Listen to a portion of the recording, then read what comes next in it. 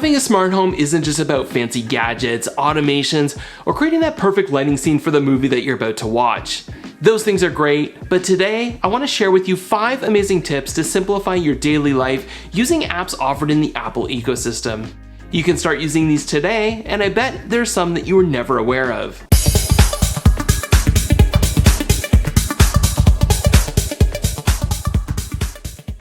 Hi there, I'm the Lloyd, and if you're new here, my channel is all about living smart in the Apple Homekit smart home. I love helping others improve and simplify their life in small ways that together can have a big impact. Whether you're looking to start or improve your HomeKit smart home, I hope you'll find my channel and today's video, well, smart. There are many third-party apps out there with their various pros and cons, but today is all about the free and pre-installed apps like Notes, Reminders, and Calendar. If you have a Mac, iPhone, or iPad, you already have access to this. Like most Apple products and services, it's not just that these are great apps on their own, but it's how they integrate with each other that make them awesome and help you get even more out of your smart home.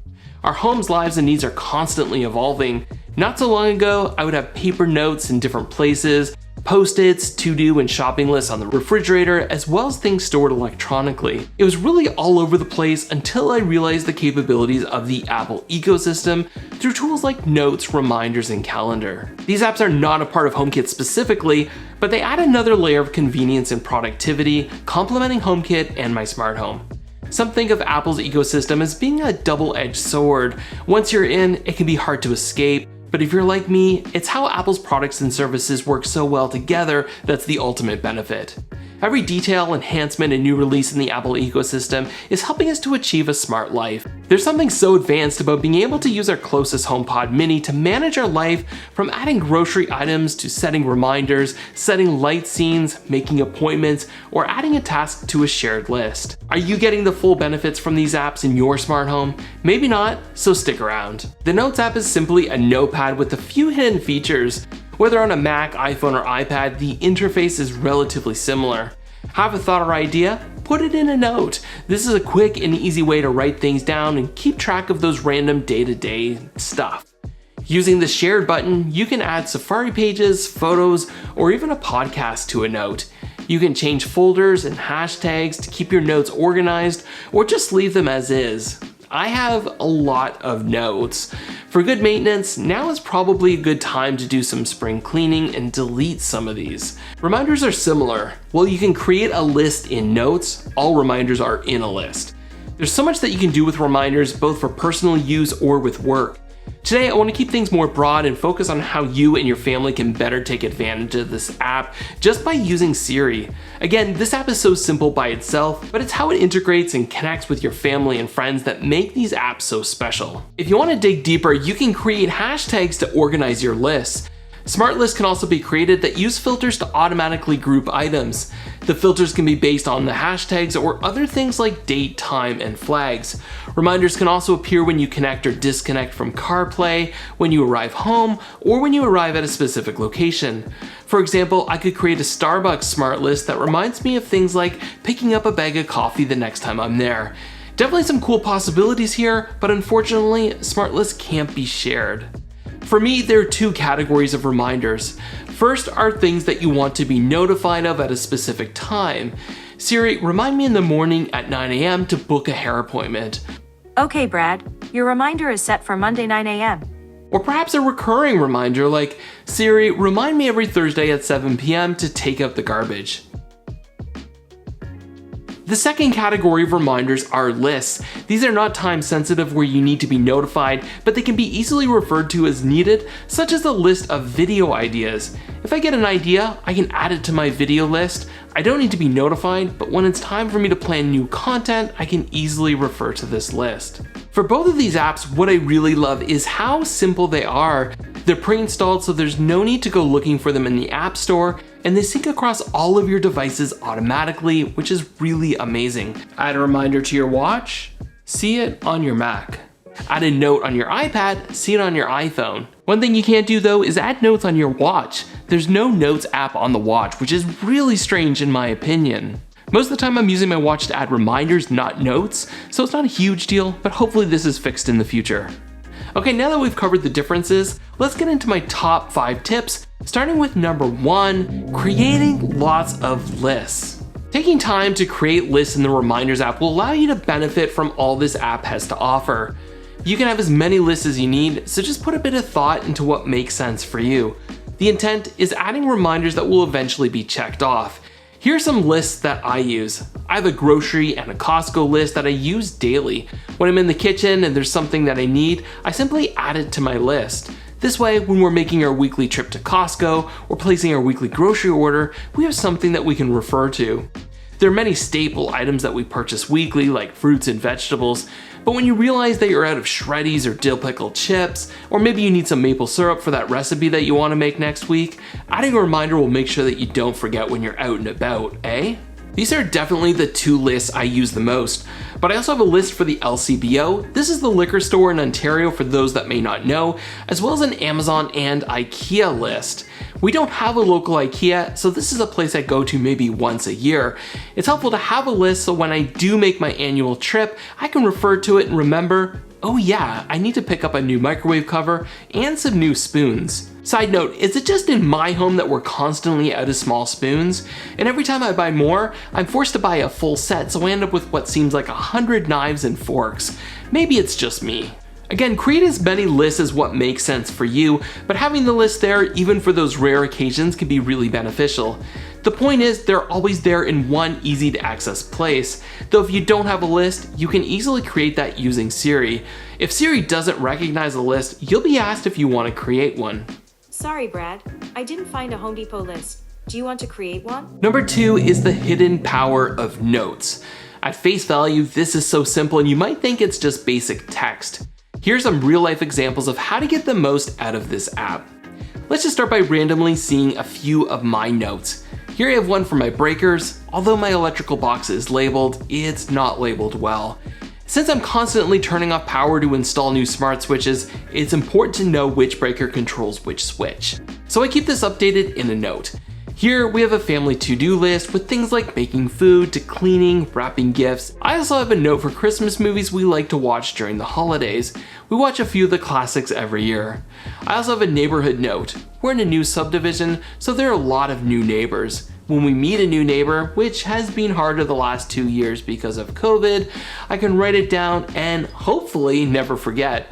Writing it down just helps me remember, and you never know when you need to reach out to a neighbor, and how nice is it if you've remembered their name. When chatting with my wife, kids, or other family and they mention something in passing, like something they want that could be a great birthday or Christmas gift, I often jot this down in notes, and a couple of months later, I'm thankful that I did. My wife and I also use this to keep track of Christmas gifts that we purchase for others, as well as who we may still need to buy for. Your to-do list can also be done in reminders, but in general, these are just some examples of what to use a note for. You can also further organize by using folders or creating hashtags. It's a great idea, though it's not essential. Finding a previous note is really simple by using the search function, like seeing which moving box my blankets are placed in. My third tip is to share your lists. This one actually goes for both notes and reminders. It's super easy to do, but I've talked to a lot of people that didn't realize this was possible. You can connect with others to share, contribute to, and edit lists. I remember when my wife was pregnant with her son, we used to have a note with potential baby names. Whenever either of us thought of a name that we liked, we asked Siri to add it to our baby names list for later discussion. You can see which notes are shared by looking for the person icon to the left of the note. To share a note, simply tap the 3 dots in the top right of your note and choose how you want to share it. Under share options, you can choose whether the person can make changes or view only. As you would expect, this is intended for sharing with other Apple users. If you were to share this with an Android user or email it to a Windows user, it's going to ask them to sign into iCloud. Real-time collaboration isn't unique to Apple Notes. Of course, there are many apps that will allow this, like using a Google Doc. Though the simplicity of being able to add this using the native app, and of course using Siri, is pretty awesome. Similarly with reminders, you can share your lists. The grocery list, for example, is extremely useful since I can share it with my wife and we can independently add items throughout the week. Otherwise, we'd have to create individual lists and then send them to each other before ordering groceries. It's also instant. My wife will sometimes tell me that she's stopping by Costco and she'll ask if the list is up to date. If it's not, or if I think of things while she's on her way to the store, her list will be instantly updated with the items that I add, and the items will be removed as soon as they're checked off by either user. If you have kids, you can choose if you want to share the list with them. For us, this would likely mean a grocery list full of popsicles, Kinder Eggs, and Cheetos, so needless to say, they don't have access. One note is to make sure that you have personal requests turned on so that Siri can recognize different voices. One final use for sharing is for vacation or weekend plans, especially if we're planning a trip or get together with others. Most of our friends and family have Apple devices. We often camp with family friends in the summer, and when we're planning meals and supplies, we share a list with them to make sure that we're stocked up and not buying duplicates. We can create a note of list with items, and others can sign up to bring or contribute those items, or cross off to-do items as they're accomplished, like booking flights, getting passports, arranging car rentals, booking excursion tickets, etc. So useful. On to tip number 4, and that's to use Siri. I get it, Siri isn't always the smartest, but when it comes to adding notes and reminders, Siri is pretty good, at least in my experience. You can simply say, remind me tomorrow at 8 a.m. that I have a dentist appointment. Or create a reoccurring reminder like, Siri, remind me every Thursday that it's hot lunch day at school.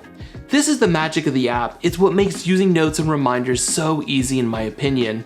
I can use my iPhone, Mac, or iPad to review and edit notes, and often that's what I do, but the convenience of Hey Siri is pretty awesome. To take full advantage of notes and reminders, I recommend having some HomePod minis throughout your house. I won't spend too much time talking about the HomePod mini. I've got other videos that I'll link if you're interested in learning why I think these are so amazing. But in a nutshell, for $129 Canadian, you're getting a nice sounding speaker, a smart assistant who can make calls for you, tell you the weather, etc. You can use intercom to communicate with other rooms in your house. It's a Thread board router, so you can take advantage of the growing number of Thread accessories that are fast and reliable and don't require a manufacturer hub. And it's great for controlling your HomeKit smart home, from locking doors to controlling lights. So many options, and I highly recommend the HomePod mini. It's still an investment that can be made over time, but compared to the original HomePod, which retailed for $399, it's at least reasonably priced. I love the OG HomePod, but to equip your entire house at $400 a pop certainly wasn't in my budget. Assuming you have an iPhone, then Siri is pretty close by, and even closer if you have an Apple Watch. Though having some HomePod minis throughout your home makes using Siri even easier and completely hands-free for not only you, but everyone in your home. Take some time to create some useful lists, share your list with others, and take advantage of Siri so everyone in your home can contribute. Number 5 is to use the ecosystem.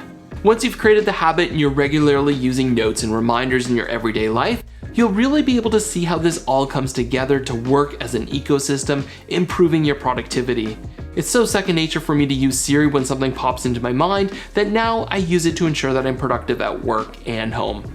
My wife and I both work from home, as I'm sure since the pandemic started, many of you are as well. The lines start to blur, so it's important to set boundaries and organize your time so you get the most out of life. Again, all of these apps and tricks that I'm talking about today are free, assuming you're already using Apple products. If you're not interested in going all out like I am, I hope you can find even one small use that would help you. If you have family sharing enabled, then you automatically have a family calendar. We can all view and add new appointments, meetings, and events. We had birthdays, vacation days, appointments for the dentist, haircut, car appointments, and weekly recurring activities like art classes and ninjastics. Adding something to the family calendar is easy and can be done using Siri. Here are a few examples of how these all work together. Siri, set a reminder to pick Beckett up from school every weekday at 3:25 p.m. Avoid that moment when the school calls and says, "Hi there, this is the school calling. Did you forget to pick Beckett up?" I'm not saying that we've forgotten our kids at school before, but my wife and I may have had a couple of cross wires thinking the other person was doing the pickup that day. You're at the dentist and you get that paper card with your next appointment date and time. You know you're gonna lose this. As you walk to the car, just ask Siri, add a dentist appointment to my family calendar for August 8th at 9 a.m. This applies to haircuts, doctor's appointments, etc. Some places have text reminders, and I love this, but not every small business is on board, so I want to make sure that I've got it documented in one place. Also, for those who have benefits through work, I also set a reminder to submit the insurance claim so I can be reimbursed. My wife and I integrate the use of many tools that Apple provides together, like Siri, our calendars, notes, and reminders, to be more effective and improve our smart life. I find it allows me to spend less mental energy worrying about the little things because I know I've got them organized in a consistent way. My goal is to balance all of my priorities between family, work, and my YouTube channel while still being able to enjoy life, spend time outdoors, and occasionally take some vacation time or go on a family trip. As mentioned earlier, these are just a few of the examples of what these apps are capable of, and if you want to learn even more, I'll link some videos from other creators so you can check them out as well. Did you learn a new tip from this video? Do you have another use that may not be well known? Please drop a comment on this video below so we can all share our ideas. That's it for today. Thank you so much for watching, and I'll talk to you soon.